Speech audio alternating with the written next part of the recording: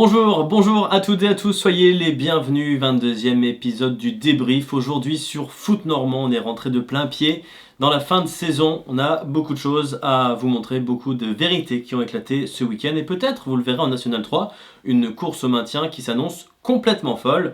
Cependant, on va commencer, vous en avez l'habitude, avec la partie National 2.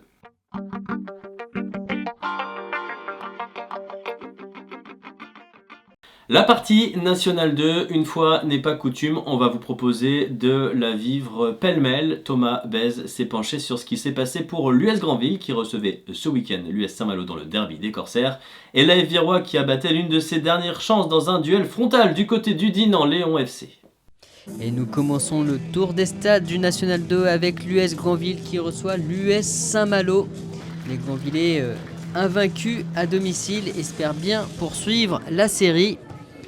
Mais ce sont les Bretons qui débutent le mieux la rencontre avec ce ballon qui traîne dans la surface de réparation. Cette reprise d'Aboubacar Diakabi qui vient ouvrir le score dès la 7e minute de jeu. Une douche froide à Granville. Saint-Malo qui va continuer d'insister avec un coup de billard et c'est Paul Rollet qui écarte le ballon. Un nouveau coup du sort avec ce poteau qui repousse la frappe granvillaise. La reprise est ensuite hors cadre.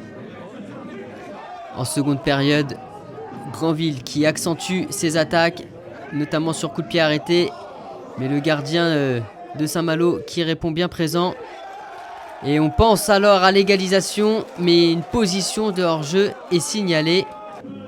Après cet avertissement sans frais, l'US Saint-Malo qui retourne à l'attaque avec un centre venu de la droite à l'entrée de la surface de réparation. Raphaël Gerbeau, la reprise est magnifique, 2-0.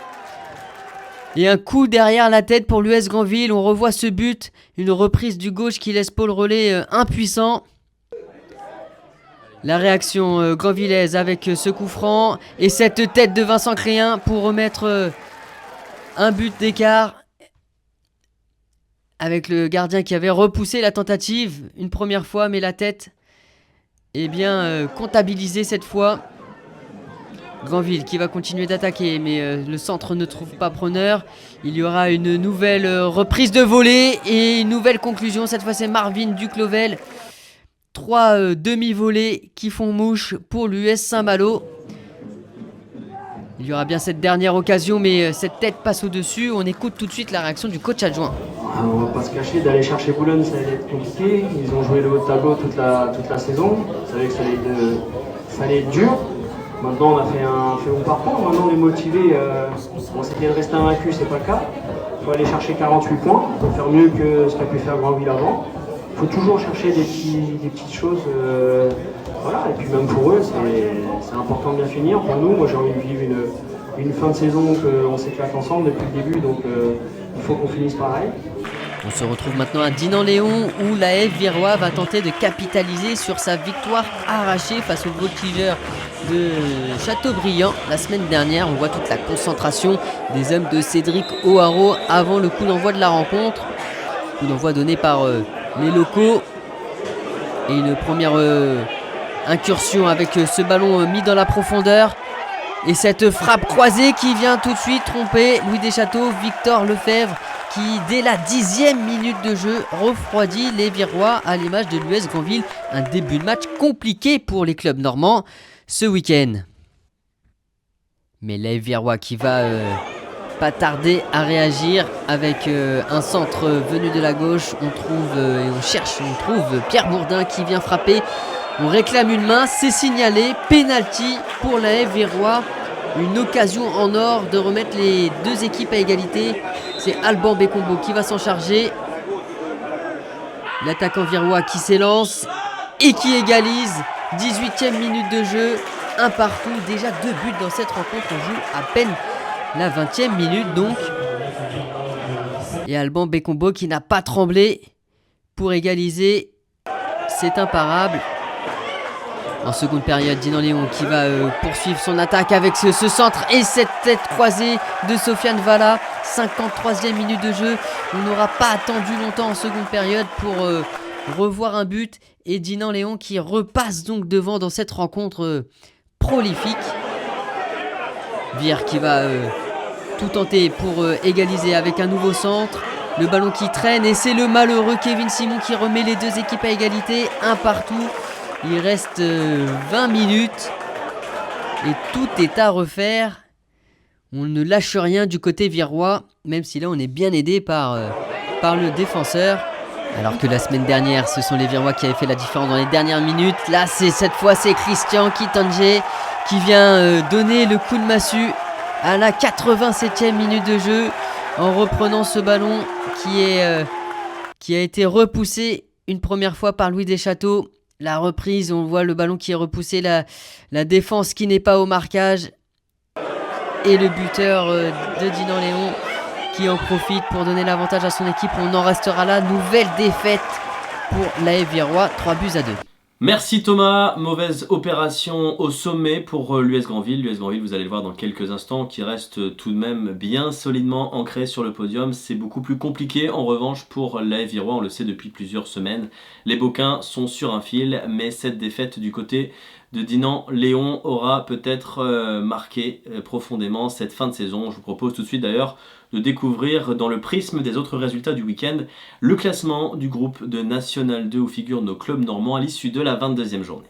Une 22e journée au cours de laquelle les deux leaders n'auront pas gagné. L'US Boulogne a été tenu en échec par l'AS Beauvais sur son terrain. Qu'à cela ne tienne, les Boulonnais ont désormais 8 points d'avance sur les Granvillais et sont lancés à pleine vitesse vers le championnat de national. Dans la deuxième partie du tableau, vous allez le voir, l'AF Virois apparaît à l'avant-dernière place. Il va falloir une superbe série et beaucoup d'exploits pour se maintenir en fin de saison. Les Virois qui ont 6 points de retard sur la 8e place, synonyme de tranquillité assurée absolue à la fin du championnat. S'ils veulent enclencher la vitesse supérieure, il va falloir battre Boulogne côté Virois. Ce sera le samedi 20 avril.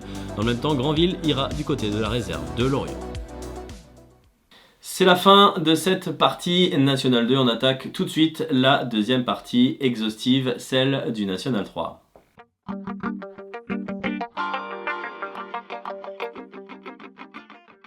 Exhaustive ou presque, on va commencer tout de suite par le seul match dont on ne détenait pas les images ce week-end, à savoir le déplacement du FC Dieppe du côté de la Lanterne Rouge. Les Mureaux, les Yvelinois qui abattaient l'une de leurs cartes importantes, alors que les Diepois en cas de victoire pouvaient éloigner presque définitivement le spectre de la relégation.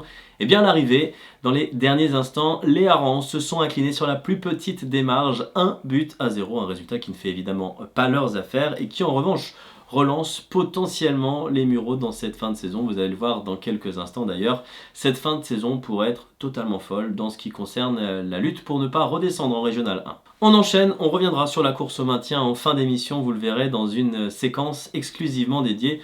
On va s'intéresser dans un premier temps à la première partie de tableau et même à la course pour la montée en National 2. Thomas Bèze nous raconte ce qu'il s'est passé pour l'US Alençon sur le terrain de la réserve de QRM. L'objectif était simple pour les Alençonnais, il fallait à tout prix renouer avec la victoire suite au revers du côté de l'AS Château.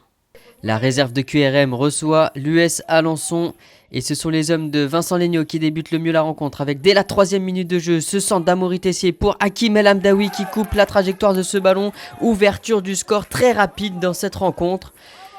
On revoit le but au ralenti du buteur maison. On notera que l'US Alençon perdra son attaquant vedette dès la 12e minute de jeu. On lui souhaite un bon rétablissement, tout comme à Jocelyn Sancho. À la 60e minute de jeu, c'est Samuel Carr qui remet les deux équipes à égalité. On revoit le but au ralenti avec ce petit ballon en retrait et cette finition qui trompe forcément le gardien. 79e minute de jeu, coup franc d'Amaury Tessier, ça trompe la défense et ça redonne l'avantage à l'US Alençon. Les hommes de Vincent Legnaud qui repassent devant à 10 minutes de la fin. Amaury Tessier qui a fait parler son pied gauche une nouvelle fois. 88e minute de jeu sur ce contre-attaque. On sert parfaitement Fidel Lopi. Il a un contre 1 à jouer. À l'entrée de la surface de réparation, la frappe est magnifique. 3-1. Et voilà qui vient sceller la victoire de l'US Alençon. On écoute tout de suite la réaction d'Amaury Tessier et de Karim El Hamdaoui. On match par le bon bout, on marque très vite. D'ailleurs, je suis un centre, Hakim est super bien placé, il a coupe 1-0 assez tôt. Ça fait du bien de mener pour une fois. Ça faisait plusieurs semaines où on était en difficulté sur nos débuts de match. Donc déjà, on se met dans la meilleure disposition. Après, on a des faits de jeu avec deux blessures assez importantes, je pense. Donc, on verra dans la semaine ce que ça dit, mais c'est toujours dommageable et ça a un peu changé le cours du match parce qu'on a reculé pas mal. On n'était pas plus en danger que ça. Il y a Romain qui fait un arrêt en première mi-temps, mais voilà, on était resté en place, très solide. Et sur la deuxième mi-temps, on l'entame, on prend un but assez tôt. On ne se démobilise pas pour autant et on a la chance de marquer sur un coup franc et puis on arrive à terminer le match sur un beau contre avec Fidel qui est efficace. Donc c'est positif, mais ça part d'un très bon début de match et d'une solidarité de tous les instants. Très important de repartir aujourd'hui avec une victoire sur la fin de saison. Tout le monde a fait un bon match et on a su aborder le match comme il fallait. Et le seul petit bémol, c'est qu'on a perdu 2 joueurs sur blessure, Hakim et Jocelyn. Ça nous fait mal, mais bon, c'est comme ça fait partie du foot et voilà. Très belle victoire donc à l'arrivée des Ornais. Est-ce que ce succès a rapproché les hommes de Vincent Legnaud des sommets du championnat? Eh bien, on découvre tout de suite si l'opération est bonne par rapport à l'AS Chatou qui se déplaçait ce week-end sur la pelouse de la réserve du Stade Malherbe de Caen. Et même si la menace d'une perte de 3 points administratifs plane toujours sur la tête de l'AS Chatou, les joueurs des Yvelines sortent d'une série de 5 matchs couronnés de succès avant de se rendre du côté du Stade Malherbe, la réserve du Stade Malherbe de Caen qui concède en première période ce coup franc sur lequel, vous allez le voir, parfait Mandanda, le gardien, est sauvé par sa barre transversale. Ce sera un match globalement fermé entre le deuxième du championnat et une équipe malherbiste qui cherche à assurer au plus vite son maintien. Parfait Mandanda ici, impeccable pour repousser le danger. On est désormais en toute fin de match, comme quoi il n'y a pas eu énormément de choses à vous montrer. Et Mario Fortunato qui vient sur l'une des rares offensives cannaises marquer l'unique but de la partie en glissant le ballon entre les jambes du portier de Chatou.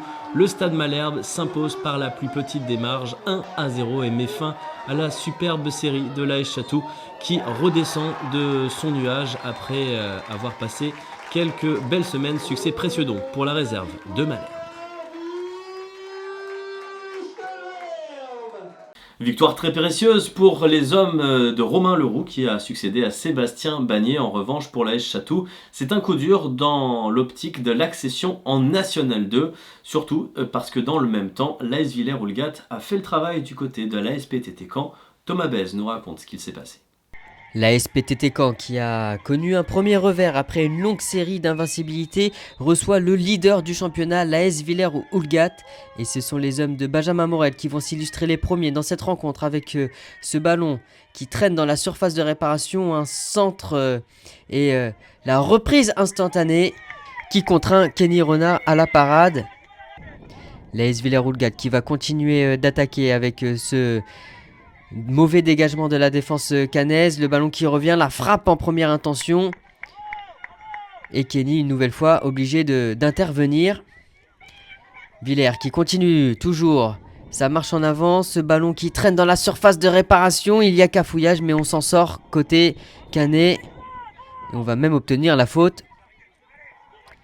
Un long ballon dans le dos de la défense. Et la frappe une nouvelle fois détournée par le portier Canet. En deuxième mi-temps, la SPTT Caen qui va tenter de réagir avec ce premier ballon dans la profondeur qui est bien négocié. Et puis cette frappe, le crochet et la frappe enchaînée. Il y aura un fait de jeu dans les dernières minutes, la 80e pour être exact, avec cette faute de Paul Gervais. C'est un deuxième jaune et donc c'est le rouge, l'expulsion. La SPTT Caen qui va terminer la rencontre à 10. Et la AS Villers-Houlgat qui va en profiter avec Calvin Rebut qui vient ouvrir le score à la 90e minute de jeu. Et voilà la AS Villers-Houlgat qui a décoincé cette rencontre et qui fait maintenant un grand pas vers le titre. La frappe croisée qui vient se loger dans le petit filet. Les hommes de Benjamin Morel qui vont continuer d'attaquer jusqu'au bout avec cette frappe repoussée une première fois par Kenny Renard. La conclusion, mais une position de hors-jeu annule le but. On n'était pas loin du 2-0 sur cette action, mais on en restera finalement là. 1-0, victoire de l'AS Villers-Houlgat qui se rapproche donc de la montée en National 2. On écoute tout de suite la réaction du coach de l'ASPTT Caen, Laurent Dufour. C'est cruel, mais quelque part, on n'a pas mis les ingrédients avant dans ce match pour faire la différence et pour se mettre à l'abri. Donc, ça aurait pu basculer en notre faveur sur un ou deux coups de pied arrêtés, un ou deux contres, et puis ça aurait pu basculer en leur faveur et c'est ce qui a, comme on dit, la chance du champion et ils ont su ce soir la procurer. Et oui, le patron de ce championnat, c'est Villers-Houlgat, l'AS VH qui s'impose encore une fois comme le grand favori à l'accession. Quelle histoire ce serait pour ce club qui n'en finit plus de monter les échelons. Il va désormais falloir conclure. Il reste 4 journées à l'AS VH pour faire encore plus sensation et pourquoi pas rejoindre le 4e échelon national.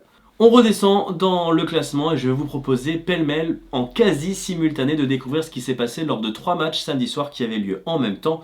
On découvre d'ici quelques secondes les résumés condensés du déplacement de la réserve du Havre du côté du FC Flers, de la venue de l'AG Caen du côté du SU d'Yves Cabourg et évidemment du déplacement très important du CMS Wassel sur le terrain de Louis-Villemer pour y défier le FC Saint-Lô.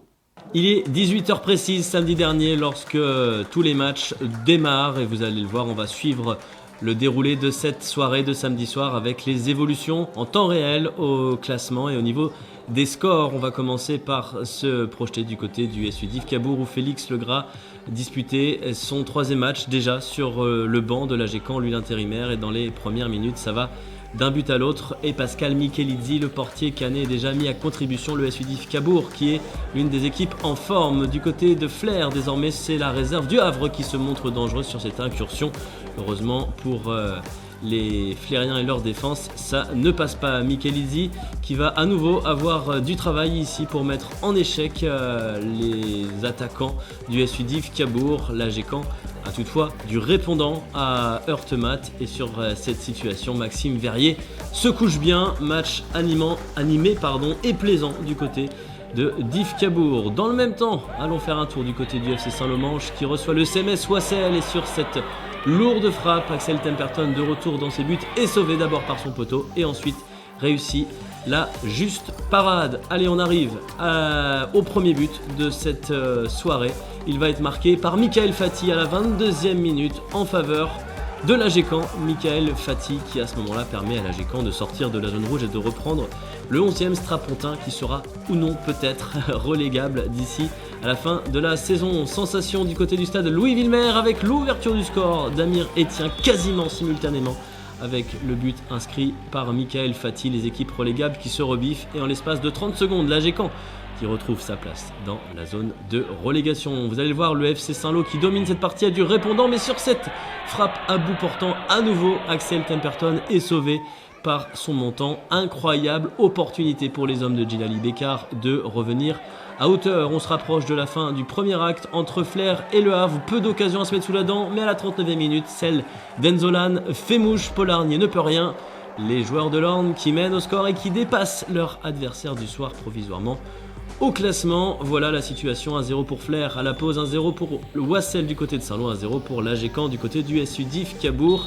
Les bonnes opérations sont pour les deux équipes relégables évidemment et pour le FC Flers qui occupe à ce moment-là de la soirée le 9e rang. Le FC Flers au retour des vestiaires se fait légèrement secoué. Il faut cette belle parade pour empêcher les Havrais de revenir. Toute l'action de ce début de deuxième acte se déroule du côté du stade du Hazé. L'un des plus beaux buts de la soirée va survenir peu après le retour des vestiaires avec cette superbe frappe enroulée, 48e minute. La superbe inspiration de Valentin Aumont qui permet à tout un stade d'exulter. L'autre stade qui va exulter, c'est évidemment Heurtemat sur cette tête à bout portant de Michael Marchal, 53e minute et quelques démons qui ressurgissent du côté de l'avant-garde cannaise. Michelizzi est trop court à ce moment-là. Mauvaise opération en vue pour l'AG Caen qui retombe, qui reste dans la zone rouge mais qui reprend 2 points de retard sur le CMS Wassel. Il faut une parade de Xavier Gallien du côté de Saint-Lô pour empêcher le CMSO de reprendre les devants.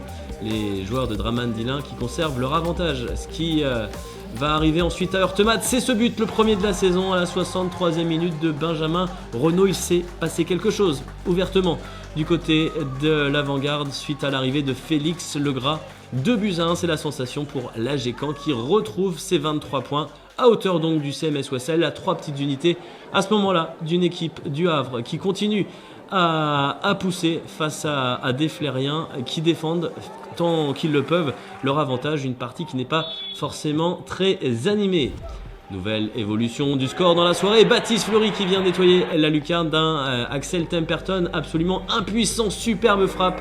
Et le CMS Wassel qui retombe à la 72e minute dans cette soirée, dans la zone rouge, la Gécamp qui en ressort à nouveau. Décidément c'est une course-poursuite et qui se poursuit à nouveau. Karl Humann quelques instants plus tard qui redonne l'avantage au CMS Wassel. Quelques oublis là dans la défense saint-loise et Xavier Gallien obligé de s'incliner pour la deuxième fois. Et le mano à mano qui se poursuit, le CMS Wassel, comme quand on vous dit que c'est serré, qui ressort de la zone de relégation. La Gécamp vit une deuxième période compliquée. La parade de Michelizzi ici qui met le ballon sur sa transversale. Les hommes de Philippe Clément et de Julien Le Pen qui passent tout près d'égaliser. Ils n'ont pas dit leur dernier mot, vous allez le voir. Du côté du stade du Hazé, en revanche, malgré toutes ces tentatives, le Havre doit s'incliner 2-0. Victoire qui fait du bien pour le FC Flers. Derniers instants, du côté de Heurtemat, on va sur cette situation réclamer un penalty. Rien indique l'arbitre. La Gécamp qui garde l'avantage. Et la Gécamp qui va s'accrocher, vous voyez, Maxime Verrier sorti très loin de son but. La Gécamp qui va s'accrocher jusqu'au bout à sa deuxième victoire d'affilée. Revoilà les Calvadosiens pleinement relancés dans la course au maintien. Quand on vous dit que ça va être fou jusqu'au bout. Et du côté de Saint-Lô, on a touché 2 fois les montants. Alors pourquoi pas en ajouter un troisième. Allez, pour la route, ça n'a pas du tout souri pour les Manchois qui s'inclinent à domicile face à un CMS Wassel qui revit, qui retrouve le sourire et qui lui aussi n'a pas abdiqué dans la lutte pour le maintien. La lutte pour le maintien s'annonce complètement folle, preuve à l'appui. Voici pour vous le bilan de cette 22e journée, ce qui s'est passé dans le haut du classement et surtout ce qui s'est passé dans le bas du classement où vous allez le voir, beaucoup d'équipes ont encore toutes leurs chances pour décrocher le maintien. Il y a une tendance qui se dessine en haut du championnat de National 3, c'est l'AS Villers-Roulgat, 4 points d'avance. Désormais on reprend de l'air en tête pour l'AS VH, 4 points d'avance, 4 matchs encore à jouer. Rien n'est fait pour l'instant, mais en tout cas le favori pour la montée c'est l'AS VH. Incontestablement, l'US Alençon a gagné et reste solidement sur le podium. Le FC Saint-Lô, l'AS PTT Caen, le S Udif Cabourg et le FC Dieppe ont tous perdu de la 4e à la 7e place. C'est un week-end qui n'a pas voulu sourire. Le Stade Malherbe a repris un petit peu d'air sur la zone rouge à la 8e place. Le FC Flers fait également la belle opération avec 28 points. Le Havre va encore devoir batailler tandis que le CMS Wassel, la Gécamp mais aussi les Mureaux ont prouvé qu'ils allaient se battre jusqu'au bout. La mauvaise opération du week-end est en revanche pour la réserve de QRM avec 19 points qui retrouve la dernière place et qui est dans une situation plutôt fâcheuse. Dès la semaine prochaine, la réserve de QRM abattra une carte importante du côté du FC Dieppe qui devra aussi l'emporter pour mettre fin à ses doutes. La Gécamp recevra le FC Saint-Lô, l'AS Château affrontera le S Udif Cabourg, l'US Alençon reçoit la réserve de Malherbe, le CMS Wassel affronte l'AS PTT Caen, duel attendu pour l'AS VH contre le FC Flers et enfin la réserve du Havre qui va tenter de calmer les ardeurs de l'OFC Les Mureaux à domicile. Des évolutions aussi ce week-end en ce qui concerne le classement des buteurs. Hakim El Hamdaoui s'est blessé ce week-end, malheureusement, il est à 15 buts, on espère le revoir sur les terrains le plus rapidement possible. 11e but pour Michael Fati, Baptiste Fleury qui passe la barre des 10 buts marqués cette saison. On complète le classement avec Cheikhne Traoré, Kevin Goba, Tony Lambard, Matteo Mendy, autant de joueurs qui peuvent encore tirer leur épingle du jeu. On est arrivé au bout de ce 22e numéro de la saison, loin d'être le moins passionnant. On se retrouvera dès la semaine prochaine pour parler de la 23e journée qui pourrait à nouveau dessiner des tendances, établir quelques vérités. Merci à toutes et à tous pour votre fidélité. On espère que vous serez au rendez-vous jusqu'à la dernière journée. Il y aura assurément des choses à vous montrer, des choses à vous raconter. Merci à toutes les personnes qui contribuent encore et toujours de près ou de loin à nous abreuver en images pour qu'on puisse vous proposer ce débrief. Remerciements tout particulier encore et toujours à notre ami Thomas Bez. Passez toutes et tous une excellente semaine. On se retrouve lundi prochain en forme. Allez, salut!